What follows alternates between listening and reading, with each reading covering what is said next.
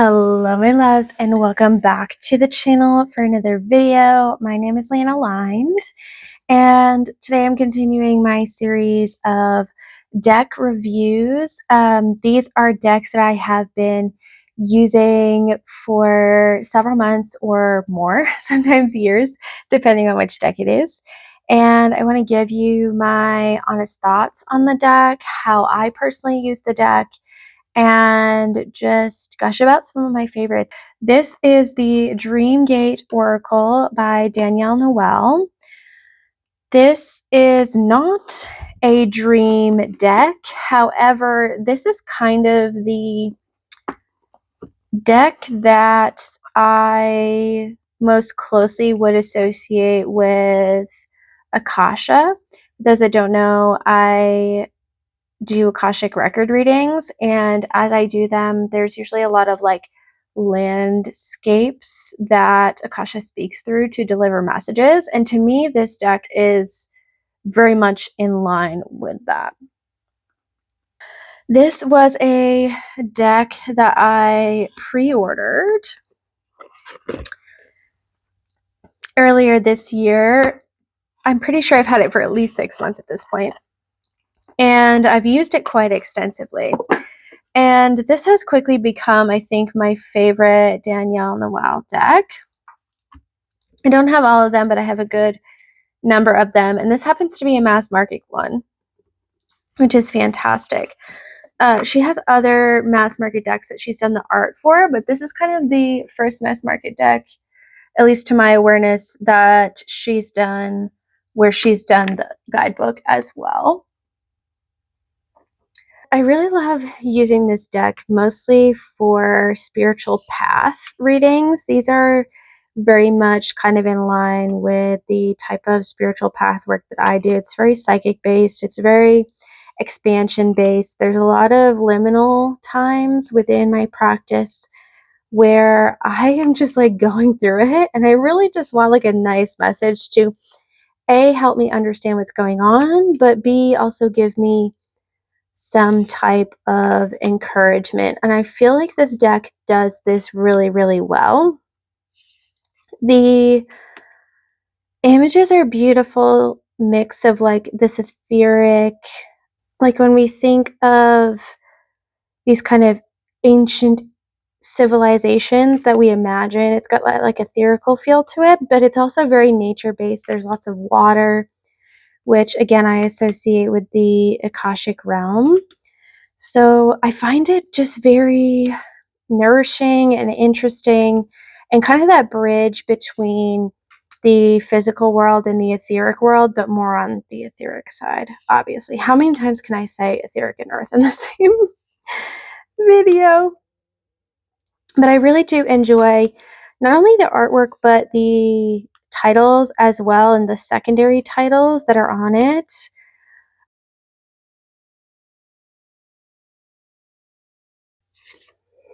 There's a decent variety of different topics that it hits on, and sometimes there are cards that are similar, but they are presented in a way that's different enough for them to each kind of offer something unique.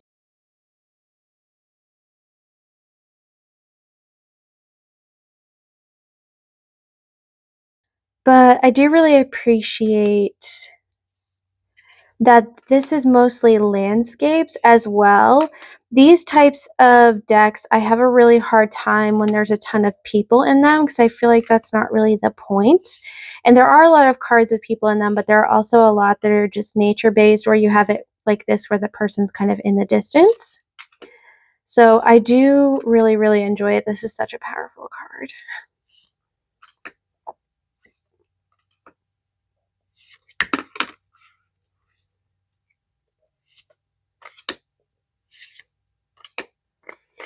So those are the cards. It shuffles really well. I have tiny hands, so I can't do like ruffle with it, but I appreciate that it's like that matte flexible cardstock. It does have some body to it though. I've been shuffling a lot of flimsy decks lately, so I was kind of expecting that kind of gift, which did not happen. So I take back my statement It is a little more stiff, but you can bend it a little bit and do the side riffle. And of course, it does overhand beautifully. I want to show you the guidebook. So let's pull a card for the Leanne Aligned Collective. Harmonics. Vibrational medicine, shared resonance, natural tones.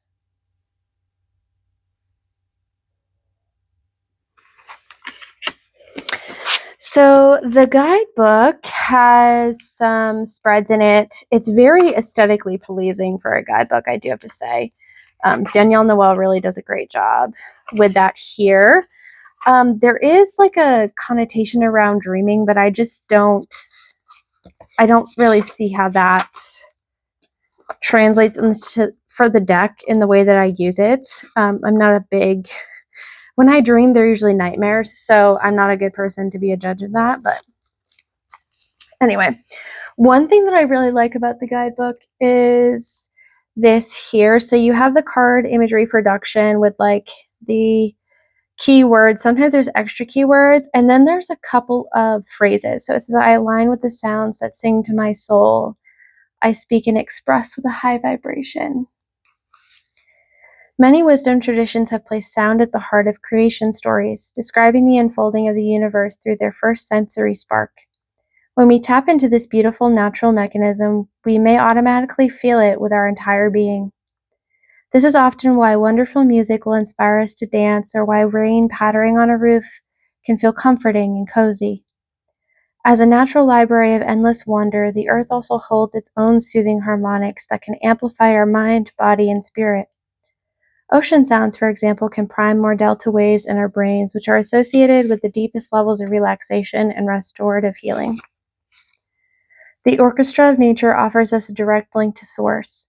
It has been proven that sounds of the natural world help soothe our parasympathetic nerve, like the beating of a shared heart that is truly primordial.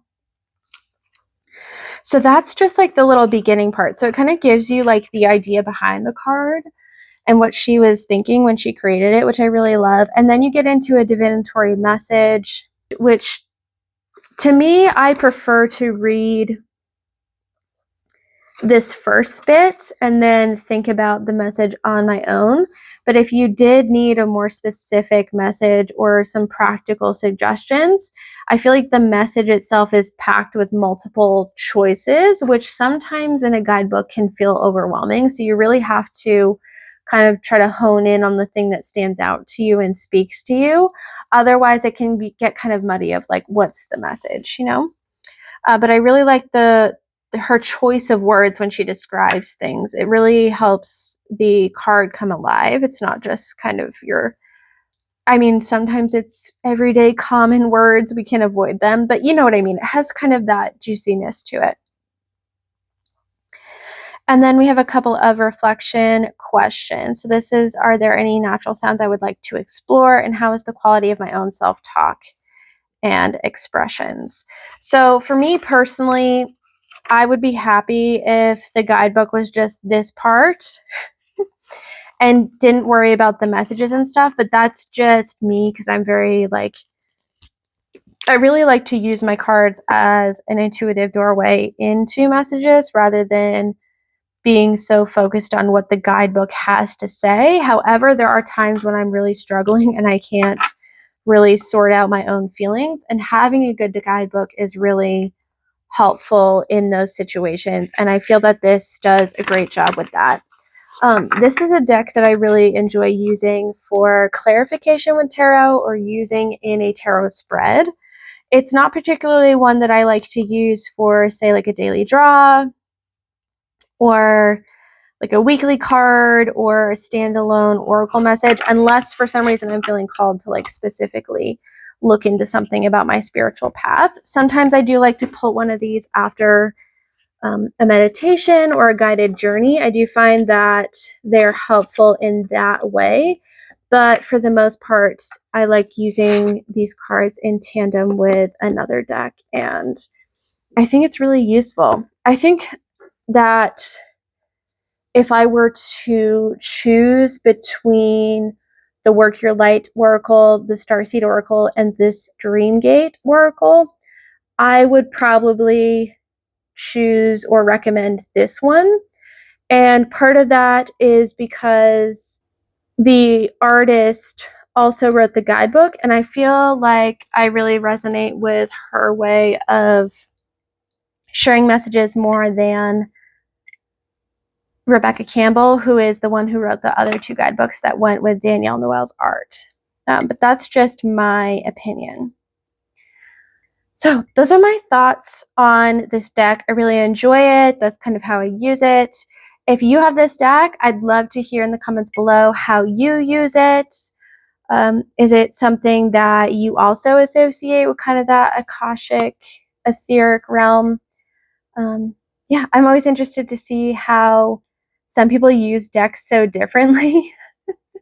It's also personal to us and how we read and what things are important to us and what we're working on our path. So I look forward to connecting with you in the comments. I will see you again soon in my next video. Take care, my loves. Bye.